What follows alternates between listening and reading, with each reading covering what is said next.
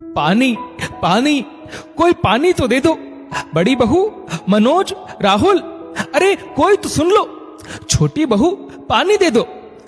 कमरे के अंदर से दरवाजे के बाहर गहनों से लदी हुई बहुएं डाइनिंग टेबल पर बैठी है, अपने अपने पतियों के साथ बात कर रही है और हंस रही है, मगर कोई भी शांता बहन पर ध्यान नहीं दे रहा। और शांता बहन कराहती रहती है और रोते रोते अपने पुराने दिन याद करती है। हे कान्हा, ये मेरी किस्मत में तूने क्या लिख रखा है? अच्छा होता अगर तू मुझे अपने पति लालाजी के साथ ही उठा लेता, कम से कम ये दिन नहीं देखना पड़ता। अरे कोई तो पानी दे दो, अरे कोई तो सुन लो। तभी कमरे में अनुज और रीमा शांता बहन के पोते और पोती आते हैं। अरे दादी माँ, क्या हुआ? आप क्यों रो रही है? अरे रीमा, मेरी बच्ची, तू आ गई, जरा पानी तो पिला दे। कितनी देर से तेरी माँ को आवाज लगा रही हूं, कोई सुनता ही नहीं। ये लो दादी माँ, मैं पिलाता हूं आपको पानी। अनुज, मेरा बच्चा, जीता रहे तू। रुक अनुज, ये देख पानी कितना गंदा है, ये दादी को मत पिला, मैं दादी के लिए साफ पानी लाती हूं। ओके दीदी। रीमा बहुत गुस्से में बाहर आती है। माँ, चाची, आप दोनों यहाँ बातों में मस्त है और वहां देखो दादी की हालत कितनी खराब है, वो कब से पानी मांग रही है, आपको सुनाई नहीं देता क्या? ये क्या तरीका है अपने बड़ों से बात करने का? बड़ी बहू ने कहा। पापा, और ये क्या तरीका है अपने बड़ों से व्यवहार करने का? रीमा ने कहा। देखा आपने, आपकी माँ बच्चों को भी भड़काने लगी है। हे भगवान, न जाने क्या चाहती है ये अब, मेरे ही बच्चों को मेरे खिलाफ कर रही है। दादी माँ ने कुछ नहीं कहा, बल्कि उन्हें प्यास लगी थी और वह आपको आवाज लगा रही थी, मगर आपने उनकी एक भी नहीं सुनी। देखा आपने, अब रीमा तुम्हारी माँ के सिखाई में आकर मुझ पर इल्जाम लगा रही है। हे भगवान, ये देखो, अब ये बुढ़िया हमारे बच्चों से नौकरों वाले काम करवा रही है। देखो, सोनू से पैर दबा रही है। माँ, तुम्हें पता है कि तुम्हारी तबीयत ठीक नहीं है और तुम्हें बच्चों को अपने पास नहीं बुलाना चाहिए, मगर तुम तो जैसे चाहती हो कि हमारे बच्चे भी तुम्हारी तरह बीमार हो जाए। तुम क्यों हमारी सुख शांति के पीछे पड़ी हो? अनुज, इधर आ तू, कहां बुढ़िया से चिपका जा रहा है? न जाने कैसे कैसे कितने कीटाणु होंगे इनके पास। और मनोज अनुज को शांता बहन के पास से खींचकर दूर कर देता है। अरे बेटा, मैंने बच्चों को अपने पास नहीं बुलाया, ये मेरी आवाज सुनकर खुद ही आए थे। और ये तुम कैसी बात कर रहे हो? भगवान करे मेरी उम्र भी बच्चों को लग जाए, मैं क्यों इन्हें बीमार करने लगी? 85 साल की शांता बहन जो भगवान श्री कृष्ण की परम भक्त थी, तो हमेशा पूरे हृदय भाव से श्री कृष्ण की पूजा किया करती थी और भगवान उसे देखकर प्रसन्न होते थे। लो दादी माँ, आप पानी पी लो, रीमा ने कहा। रीमा, अभी बोला ना दादी माँ के पास नहीं जाना है, इधर आओ। अरे बच्ची को क्यों सताता है नालायक, मुझे नहीं पीना पानी, जाओ। मगर बच्चों को कुछ नहीं कहो। देखा आपने, इन्हें कोई पानी नहीं पीना था, बस इन्हें सारा कलेश करना था। छोड़ दो इन्हें इनके हाल पर, वैसे भी अब ये हमारे किसी काम की नहीं रही। सुबह डाइनिंग टेबल पर सब नाश्ता कर रहे होते हैं और अंदर से शांता बहन के कराहने की आवाज आ रही होती है कि तभी दरवाजे पर एकता आती है, जिसकी उम्र 28 साल है। नमस्ते भैया जी। नमस्ते एकता, तू अचानक कैसे?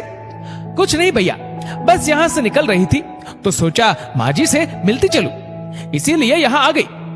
लेकिन हमें किसी नौकर की जरूरत नहीं है। अरे भैया, मैं यहाँ नौकरी के लिए नहीं, मैं माँ जी से मिलने आई हूँ। और हाँ, अब मुझे नौकरी करने की कोई जरूरत नहीं है, बल्कि मेरे घर में अब 10-10 नौकर काम करते हैं। हाँ, ठीक है, जा, कमरे में है, मिल ले और जा यहाँ से। हो सके तो बुढ़िया को भी ले जा। एकता अपना बैग दरवाजे पर छोड़कर शांता बहन से मिलने अंदर जाती है।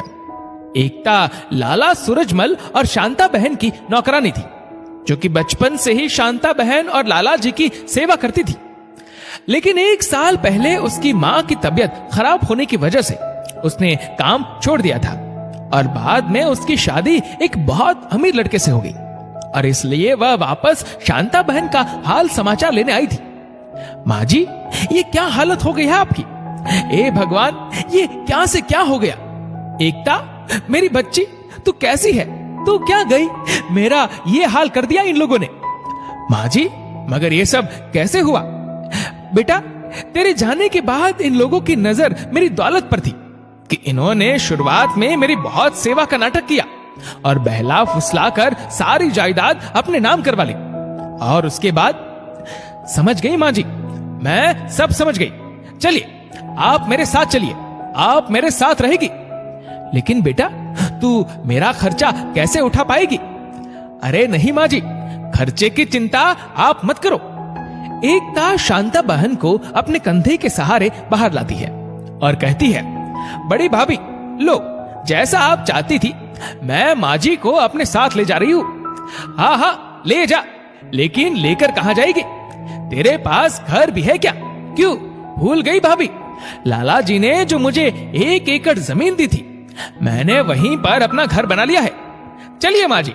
एकता इतना कहकर शांता बहन को अपने साथ लेकर जाती है और बाकी सब उसे हैरानी से देखते रहते हैं। चलो, अच्छा ही हुआ कि वह नौकरानी एकता आई और उस बुढ़िया को अपने साथ ले गई। अब भला टली। ठीक कहती हो, अब जरा 1 कप चाय तो पिला दो। मैं लाती हूं भाई साहब। इतने में मनोज भागता हुआ अंदर आता है और हाफते हुए बोलता है, आप सब यहाँ चाय पीते रहो और वहां वह एकता सब ले जाएगी। अरे भाई, इतना क्यों पागल हो रहे हो? भैया, पता है पूरे शहर में हल्ला है, बस आपको ही नहीं पता। अरे क्या हुआ, बोलो तो सही। भैया, जो जमीन पापा ने एकता को दी थी ना, उसमें से खजाना निकला है, इसीलिए एकता इतनी अमीर हुई। क्या बात करते हो मनोज? अभी अभी खुद देख कर आ रहा हूं। और भैया, उस एकता ने पूरे जमीन पर मजदूर लगवा रखे हैं खुदाई के लिए। अरे, इसका मतलब हमारे पिताजी की दौलत पर वह नौकरानी राज कर रही है। उस पर तो हमारा हक है। आप कुछ कीजिए। मैंने तो ये भी सुना है कि पिताजी हर साल एक हिस्सा सोना चांदी कहीं गड़वा देते थे। कहीं ये वही तो जमीन नहीं है? और वो सब जल्दी जल्दी एकता के घर जाने लगते हैं और जैसे ही वह एकता के घर पहुंचते हैं तो देखते हैं कि कुछ मजदूर बड़े संदूक मिट्टी से सने हुए घर के अंदर ले जा रहे हैं। ये देखकर चारों के मन में लालच आ जाता है और वह एकता को आवाज लगाते हैं, एकता, बाहर निकल, ये हमारे पिताजी की दौलत है, तू ऐसे नहीं ले सकती। अरे भैया, आप सब आइए, घर में चलिए।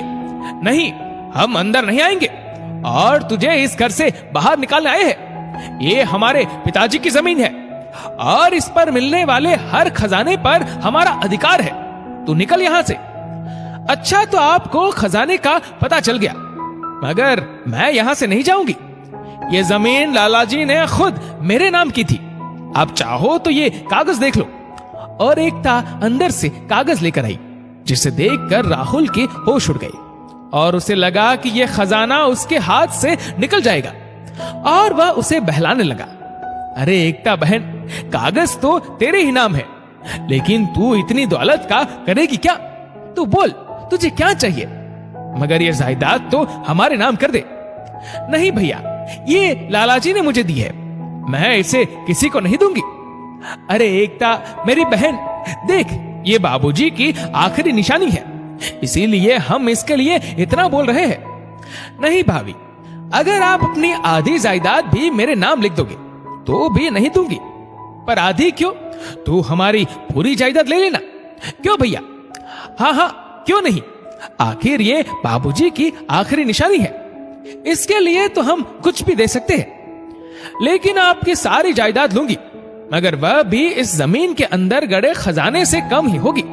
पता है, लाला जी हर साल 10 संदूक सोना चांदी भरकर इस जमीन में गड़वाते थे। अरे बिल्कुल, जा मनोज, अभी जा और कागज बनवा के ले आ। और मनोज जल्दी जाकर कागज बनवा के लाता है और एकता जमीन उनके नाम कर देती है और मनोज और राहुल अपनी हवेली और बाकी की सारी जायदाद एकता के नाम कर देते हैं। 1 महीने के बाद एकता शांता बहन के पास अपने आलीशान घर में बैठी है और अचानक रीमा और अनुज अपने माँ बाप के साथ फटी हाल वहां आते हैं और मनोज और राहुल शांता बहन के पैरों में गिर जाते हैं और कहते हैं, हमें माफ कर दो, हमें हमारी गलती का एहसास हो गया है माँ, और हमें सबक सिखाने के लिए ही एकता ने धोखे से हमें वह जमीन बेच दी। बल्कि उस जमीन में कोई सोना नहीं था, उसमें सिर्फ मिट्टी के पत्थर ही थे। और हम इतने लालच में आ गए कि हम अपनी पूरी जायदाद बेचने पर उतर आए, और हमने जो आपके साथ जुल्म किए हैं उसकी सजा हमें एकता ने दे दी। शांता बहन ने कहा कि मैं भगवान श्री कृष्ण की परम भक्त हूं, और भगवान श्री कृष्ण कहते हैं कि जो इंसान जैसा कर्म करता है उस इंसान को उसका फल भुगतना ही पड़ता है। जैसे कि तुम लोगों ने मेरे साथ रहकर मेरे साथ छल किया और मेरी सारी जायदाद अपने नाम कर ली, और यहां तक कि तुम लोगों ने मुझे भला बुरा कहा और मेरे साथ जुल्म किए। ये सब ऊपर बैठकर कान्हा देख रहे थे, और उसी ने एकता को बदला लेने के लिए तुम्हारे सामने भेजा, और एकता ने तुम लोगों को करोड़पति में से रोड़पति बना दिया। इसीलिए कहा जाता है कि जैसी करनी वैसी भरनी। अच्छा कर्म करते रहे, क्योंकि जो इंसान अच्छे कर्म करता है उस इंसान के अंदर भगवान श्री कृष्ण का वास होता है। दोस्तों, इस वीडियो को लेकर आपकी क्या राय है नीचे कमेंट करके जरूर बताएगा, और अगर आपको वीडियो अच्छा लगा हो तो इस वीडियो को लाइक करेगा, शेयर करेगा ज्यादा से ज्यादा लोगों तक, और ऐसे ही और भी इंस्पिरेशनल वीडियोस के लिए सब्सक्राइब करें हमारे यूट्यूब चैनल को और फेसबुक पर फॉलो करें हमारे पेज को। धन्यवाद।